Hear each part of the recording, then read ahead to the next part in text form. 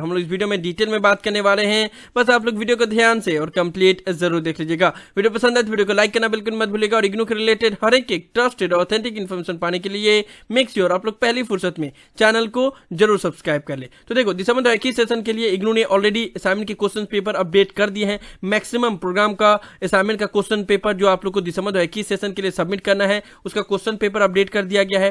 कुछ प्रोग्राम के अभी बाकी बचे हुए हैं जो कुछ दिनों के अंदर में अपडेट कर दिया जाएगा। ठीक है, तो सबसे पहले स्टूडेंट के अंदर ये कंसर्न है कि असाइनमेंट सबमिट करने का लास्ट डेट कब तक है और कब से हम असाइनमेंट सबमिट करना स्टार्ट कर सकते हैं। और ये कंफ्यूजन इसलिए होता है हर साल क्योंकि जो असाइनमेंट का क्वेश्चन पेपर इग्नू की तरफ से रिलीज किया जाता है उसमें डिफरेंट क्वेश्चन पेपर में डिफरेंट लास्ट डेट लिखा होता है। जैसे कि कुछ असाइनमेंट का क्वेश्चन पेपर में लिखा हुआ है लास्ट डेट 15 अक्टूबर तक है, कुछ असाइनमेंट के क्वेश्चन पेपर में लिखा हुआ है लास्ट डेट 30 सितंबर तक है। मैक्सिमम क्वेश्चन पेपर में यही लिखा हुआ है कि 30 सितंबर तक लास्ट डेट है और कुछ असाइनमेंट के क्वेश्चन पेपर में लिखा हुआ है 31 अक्टूबर है। अब स्टूडेंट के अंदर ये डाउट होगा कि भाई लास्ट डेट है क्या, कहीं 30 लिखा है, कहीं 15 अक्टूबर लिखा है, कहीं पे 31 अक्टूबर लिखा है। तो देखो जो असाइनमेंट का क्वेश्चन पेपर होता है ना वो बहुत पहले ही 1 साल पहले ही बन जाता है, उसके बाद से वेबसाइट पे अपडेट कर दिया जाता है। तो यहाँ पे जो डेट लिखा रहता है वो ऐसा डेट लिखा रहता है जो नॉर्मली इग्नू में लास्ट डेट होते हैं, यानी कि जो जून सेशन के लिए असाइनमेंट सबमिशन करने का लास्ट डेट 31 मार्च तक रहता है वो लिखा रहता है और दिसंबर सेशन के लिए असाइनमेंट सबमिशन करने का लास्ट डेट 30 सितंबर तक रहता है वो लिखा रहता है। लेकिन यहाँ पे जो नॉर्मल डेट है वो लिखा रहता है, बाद में इसको एक्सटेंड किया जाता है और जब रजिस्ट्रार की तरफ से नोटिफिकेशन रिलीज कर दिया जाता है कुछ इस प्रकार से, तो उसके बाद से जो नोटिफिकेशन में लास्ट डेट एक्सटेंड किया जाता है वही माना जाता है। ठीक है, तो इसलिए हर एक असाइनमेंट के गाइडलाइंस में भी लिखा रहता है कि जो भी वेबसाइट पे अपडेट किया जाएगा, डेट एक्सटेंड किया जाएगा, वही डेट को हम मानेंगे।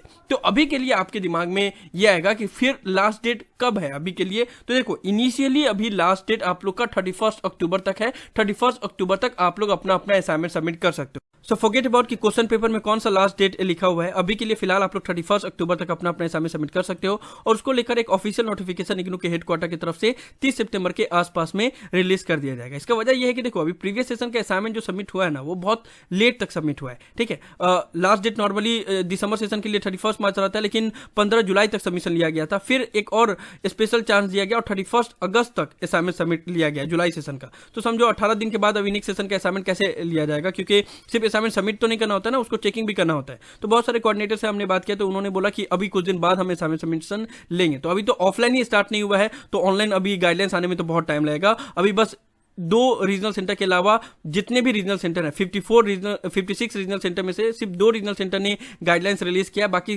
किसी ने भी रिलीज नहीं किया है। ठीक है, तो अभी आप लोग आराम से असाइनमेंट बनाओ, कोई टेंशन की बात नहीं है। इनिशियली 31 अक्टूबर तक सबमिट कर देना। अब हम लोग बात कर लेते हैं कि कौन से सेशन का असाइनमेंट बनाना है, 20-21 का या 21-22 का। तो उसको लेकर मैंने एक डेडिकेटेड वीडियो बनाया हुआ है, आप लोग चाहें तो ये वीडियो देख सकते हैं, ऊपर कार्ड में मैंने वीडियो का लिंक दे दिया है, जिससे आप लोग को पता चलेगा कि आपको 20-21 सेशन का असाइनमेंट बनाना है या 21-22 का। क्योंकि वेबसाइट पे इग्नू ने 21-22 का भी असाइनमेंट अपलोड कर दिया है और 20-21 का भी अपलोड कर दिया है और बहुत सारे प्रोग्राम का 20-21 का बनाना है सेशन का असाइनमेंट और बहुत सारे प्रोग्राम का 21-22 का बनाना है। तो आप लोग ये वीडियो देख सकते हैं और ये वीडियो देखने के बाद भी आप लोग जिस भी प्रोग्राम से बिलोंग करते हो जब अपना क्वेश्चन पेपर डाउनलोड करोगे तो ये देख लोगे कि उसका वैलिडिटी कब तक है। ठीक है, इस चीज को आप लोग हमेशा देख लेना, उसके बाद से ही असाइनमेंट बनाना, नहीं तो पूरा असाइनमेंट बना लोगे, पता चला कि गलत असाइनमेंट बना लिए तो फिर आपका पूरा मेहनत बर्बाद होगा। कोई डाउट हो तो मुझसे पूछ लेना, ठीक है, लेकिन गलती मत करना। ठीक है, नाउ अब आपके दिमाग में ये आएगा कि असाइनमेंट किस मोड में सबमिट करना है, ऑनलाइन करना है या ऑफलाइन करना है। तो इसको लेकर मैं थोड़ा सा क्लैरिफाई आप लोगों को करना चाहूंगा। असाइनमेंट सबमिशन ऑफलाइन करना है या ऑनलाइन करना है ये आपके रीजनल सेंटर के ऊपर डिपेंड करता है।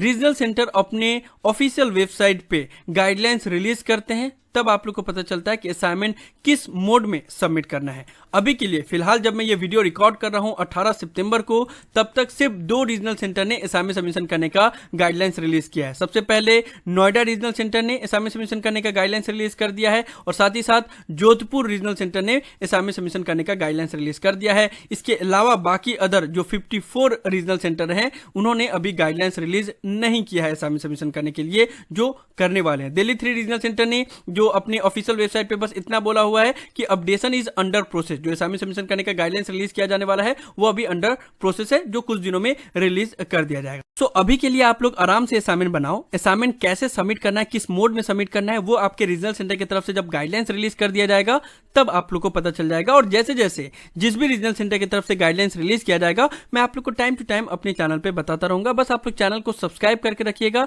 सभी तरह की इंफॉर्मेशन मिल जाएगी। अब मैं ये क्यों बोल रहा हूं कि असाइनमेंट सबमिशन करने का गाइडलाइंस का वेट कर लो, उसके बाद से असाइनमेंट सबमिट करना, क्योंकि हर एक रीजनल सेंटर का अलग अलग रूल्स रेगुलेशन होता है। जैसे नोएडा रीजनल सेंटर ने जो अपने असाइनमेंट का गाइडलाइंस रिलीज किया है उसमें इतना बताया है कि सिर्फ ऑनलाइन ही असाइनमेंट सबमिट करना है, बाकी अदर वे में अगर आपने असाइनमेंट सबमिट किया तो फिर आपका असाइनमेंट रिजेक्ट कर दिया जाएगा। देखो यहाँ पे क्लियरली बोल दिया गया, the student of RC Noida are required to submit their assignment through the link given below. जो गूगल फॉर्म का लिंक दिया गया इसी से असाइनमेंट सबमिट करना है। असाइनमेंट कोई अदर फॉर्म में अगर आपने सबमिट किया, बाय पोस्ट, बाय ईमेल और इन पर्सन हार्ड कॉपी भी सबमिट किया, तो वो एक्सेप्ट नहीं किया जाएगा। यानी कि नोएडा रीजनल सेंटर ने बोल दिया कि वो सिर्फ ऑनलाइन ही असाइनमेंट सबमिट लेंगे, और वो भी गूगल फॉर्म के माध्यम से, जो कि हर एक स्टडी सेंटर वाइज अलग अलग गूगल फॉर्म बना दिया गया। यहाँ पे आप लोग देख लो, दिसंबर 2021 सेशन का असाइनमेंट, ठीक है, तो इसे आपको सबमिट करना है। अब उसी तरीके से जोधपुर रीजनल सेंटर ने जो असाइनमेंट सबमिशन करने का गाइडलाइंस रिलीज किया है, वहां पे बोला है कि आप हार्ड कॉपी स्टडी सेंटर पे सबमिट कर सकते हो और या फिर ऑनलाइन भी सबमिट कर सकते हो। तो इन्होंने ऑफलाइन और ऑनलाइन दोनों का फैसिलिटी दिया है। उसी तरीके से दिल्ली 3 रीजनल सेंटर की तरफ से असाइनमेंट सबमिशन करने का जो गाइडलाइंस रिलीज किया जाता है,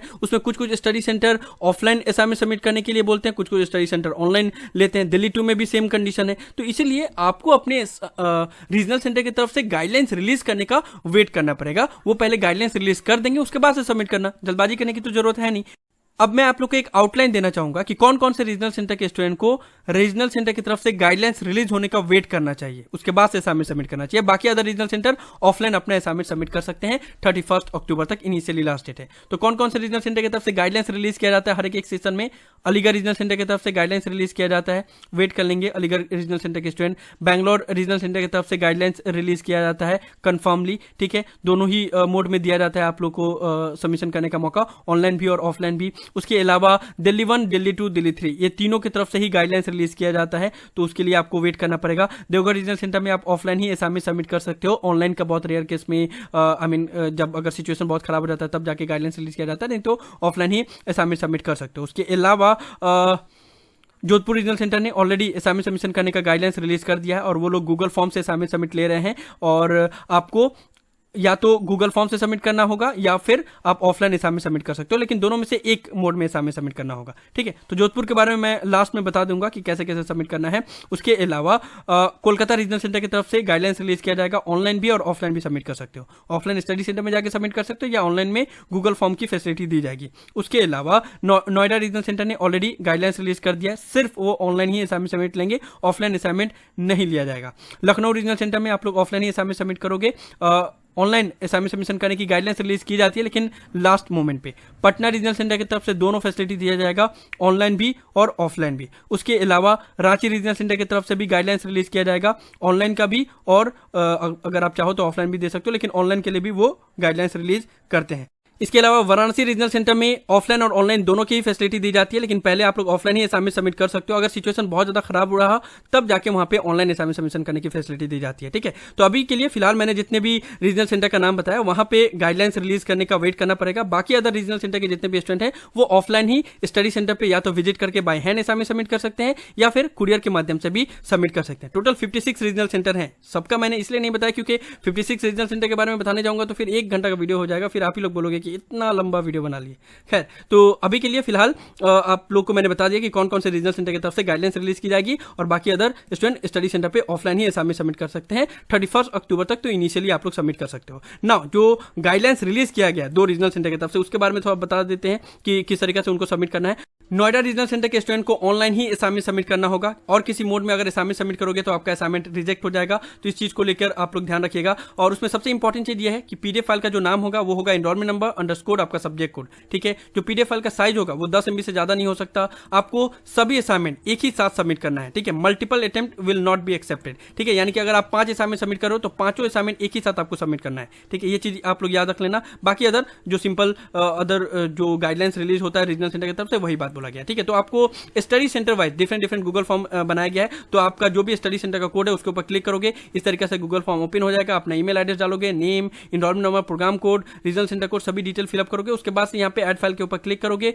और ऐड फाइल के ऊपर क्लिक करने के बाद से जितना भी असाइनमेंट होगा एक एक करके आप लोग सबमिट करोगे। ऐसे आप लोग ने ऐड फाइल के ऊपर क्लिक किया, select file from your device के ऊपर क्लिक करोगे, एक इस तरीके से क्लिक किए, उसके बाद से अपलोड किए, ठीक है। ये अपलोड हो गया। उसके बाद से अपलोड होने के बाद से फिर दूसरा फाइल को सिलेक्ट करोगे और उसी तरीके तरीका से उसको भी अपलोड करोगे। ये एक हुआ। उसके बाद से फिर दूसरा यहाँ पे सिलेक्ट किए, उसके बाद से दूसरा यहाँ पे इसी तरीका से अपलोड किए, ठीक है। उसी तरीके से जितना भी असाइनमेंट होगा उसी तरीके से आपको अपलोड करना होगा और फिर सबमिट करना होगा। समझ में आया? अब हम लोग जोधपुर रीजनल सेंटर के बारे में बात कर लेते हैं, क्योंकि जोधपुर रीजनल सेंटर ने भी असाइनमेंट सबमिशन करने का गाइडलाइंस रिलीज कर दिया है और ये पहली बार हुआ है कि जोधपुर रीजनल सेंटर ने इतना जल्दी गाइडलाइंस रिलीज कर दिया है, ठीक है। तो इसी तरीके से बाकी अदर रीजनल सेंटर की तरफ से जैसे गाइडलाइंस रिलीज किया जाएगा तो मैं आप लोग को बता दूंगा कि किस तरीके से आप लोग को असाइनमेंट सबमिट करना है। तो जोधपुर रीजनल सेंटर के स्टूडेंट को ऑफलाइन और ऑनलाइन दोनों की फैसिलिटी दी गई है। आप चाहो तो स्टडी सेंटर में विजिट करके सबमिट कर सकते हो या फिर ऑनलाइन भी गूगल फॉर्म से सबमिट कर सकते हो। गूगल फॉर्म से सबमिट करने के टाइम पे आप लोग को बस कुछ चीजों का ध्यान रखना पड़ेगा, जैसे आपको असाइनमेंट एक एक करके सबमिट करना होगा। नोएडा रीजनल सेंटर में था कि एक ही साथ सभी असाइनमेंट सबमिट करना होगा, लेकिन जोधपुर रीजनल सेंटर ने बोला है कि आपको एक एक करके असाइनमेंट सबमिट करना होगा, यानी कि 5 असाइनमेंट सबमिट करो तो 5 असाइनमेंट को एक एक बार करके उसके बाद से सबमिट करना होगा। जो मैक्सिमम पीडीएफ फाइल का साइज है वो 10 MB है, जो कि जिसको बढ़ा के रखना चाहिए, लेकिन उन्होंने 10 MB ही रखा है। खैर, और जो यहाँ पे पीडीएफ फाइल का नाम है वो थोड़ा सा यूनिक रखा है, क्योंकि किसी भी रीजनल सेंटर ने अभी तक पीडीएफ फाइल का नाम में आपका अपना नेम लिखने के लिए नहीं बोला, लेकिन इन्होंने बोला है कि आपका नाम होगा, उसके बाद से अंडरस्कोर, उसके बाद से आपका एनरोलमेंट नंबर, फिर अंडरस्कोर, फिर आपका सब्जेक्ट कोड। साथ ही साथ ये भी बोल दिया गया है कि जो आप असाइनमेंट स्कैन कर रहे हो वो अगर आपने सही से स्कैन नहीं किया और वो ऐसा स्कैन किया कि हैजी हो गया या पढ़ने में प्रॉब्लम हो रहा है, चेकिंग करने में दुश्वारी हो रही है, तो फिर आपका असाइनमेंट रिजेक्ट कर दिया जाएगा बिना आपको बताए। तो इस चीज का आप लोग ध्यान रखना कि जो आप लोग असाइनमेंट बना के स्कैन कर रहे हो तो वो सही से स्कैन करो ताकि वो सही से रीड हो पाए। प्लस बहुत सारे स्टूडेंट जो पीडीएफ फाइल बनाते हैं वो ओपन ही नहीं हो पाता है, तो अगर ऐसा भी हुआ तब भी फिर आपका असाइनमेंट रिजेक्ट कर दिया जाएगा। तो इस चीज का आप लोग ध्यान में रखना। और जो असाइनमेंट का फॉर्मेट होगा वो सबसे पहले आपका जो फ्रंट पेज होगा वो होगा, उसके बाद से असाइनमेंट का क्वेश्चन पेपर होगा, उसके बाद से आपका असाइनमेंट होगा और बाकी जो गाइडलाइंस है उसको आप लोग को फॉलो कर देना होगा, ठीक है। तो इस तरीके से सारा